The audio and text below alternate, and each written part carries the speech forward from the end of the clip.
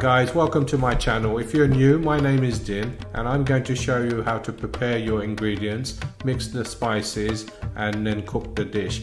Very simple method I'm going to use, so please follow the instructions carefully. So let's cook.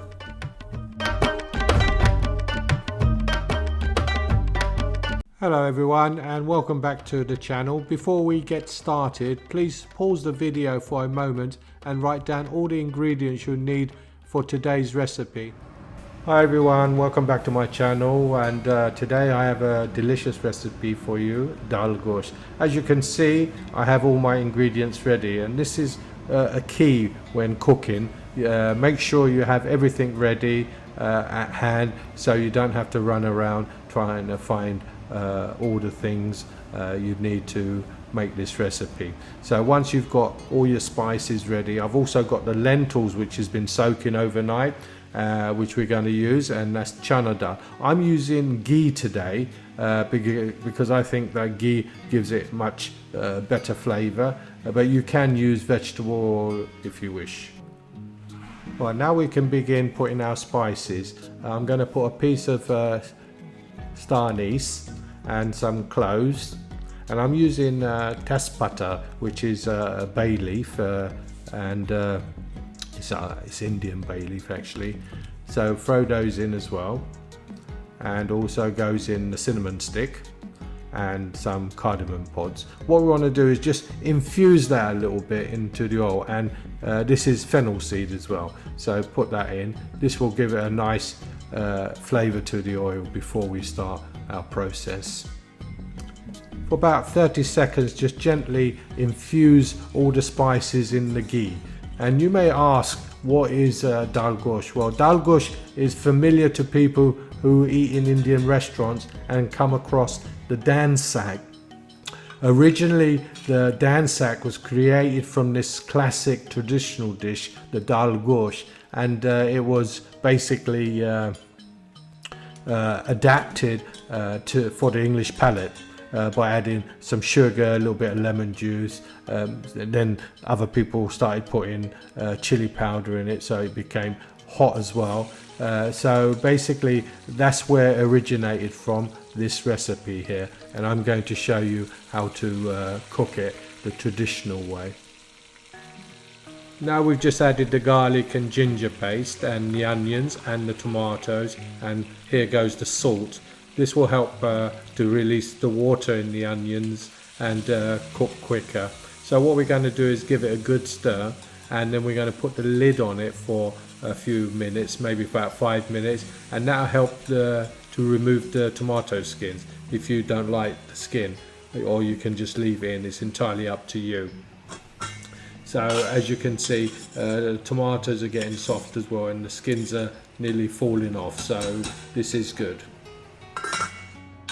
I've already taken the skins off the tomatoes and smashed it down a little bit to give it a bit more texture. As you can see, it's softening really well. This is taken, there's the skins for you, just to prove that I have taken them off. So give it a stir, and what we're going to do is break down the onions a little bit more, and now we're going to add our spices. In goes the chili powder, the turmeric, and we're also going to put in the cumin and the coriander powder and garam masala a little bit, and the paprika. So this all goes in, and we're going to give this a good stir just to let the spices fry out a little bit. By stirring it, this is the way you break down the onions, and this is the best method to use. You don't need to blend it or anything like this. You can just keep stirring it while the spices are cooking. This stops the spices burning, one, and it also helps all the onions to kind of break down into a nice sauce. Then when you add your meat and you also start stirring it, that also helps to break down the onions and everything into a nice smooth sauce. Right, this is looking really good. The onions have come together, the spices are all kind of cooked in, and now we're going to use this beef. What I'm using is river beef, and it's on the bone as well, which gives maximum flavour to a curry. So if you was cooking chicken, you should cook it on the bone, and beef on the bone, because the bone will give it the flavour and the meat will just fall off the bone. So give it a good stir. As you can see, this will also help to break down the onions. Right, at this stage, if you want to put your chana dal in, you can, because then it'll be more softer. I like a little bit of crunch to my chana dal, so I'm going to put it a little bit later in the cooking. So keep stirring it and break down that onion, so you won't get bits of onion. It will just be a nice smooth sauce.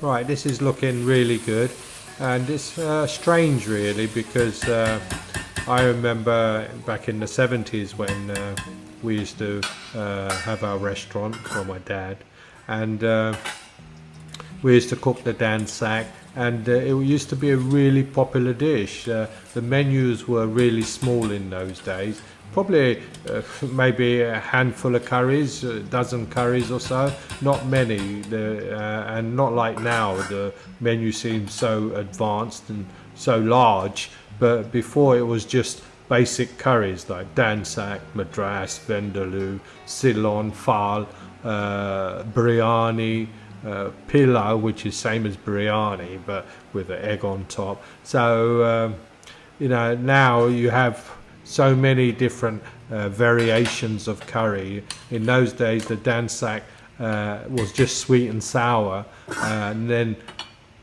people added chili to make it hot, and I also understand some places also add pineapple to it, so that is quite strange for me. I think in the north they do that, but as you can see, it's really coming together well. I haven't added any water, so as you can see, it's released quite a bit of water, and we're going to cook this gently, because we don't want to cook it fast. We want to cook it gently to retain flavour. So now we're going to put our lentils. So once that lentil goes in, it's going to cook for another probably about 50 minutes. So this is why I say you can put it in a little bit earlier to get it cooking quicker, and so that the lentils are much softer. So it's entirely up to you, but if you'd like a little bit of bite to it like I do, I've basically put it in now.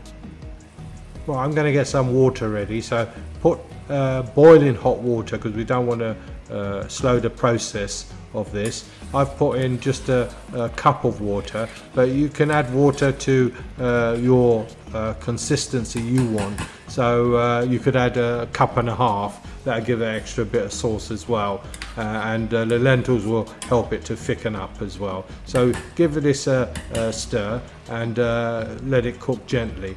And remember, if you haven't subscribed to my channel, please subscribe, hit the notification button as well, so you don't miss any recipes, and also the thumbs up. I hope you enjoy my Dal Gosht and realize what this dish really means. It's a classic dish in Indian restaurants, the dansak, but it's also a traditional dish cooked in homes all over Bangladesh, where people have it for their evening meal. So thanks for watching, and I see you in my next video. Bye for now.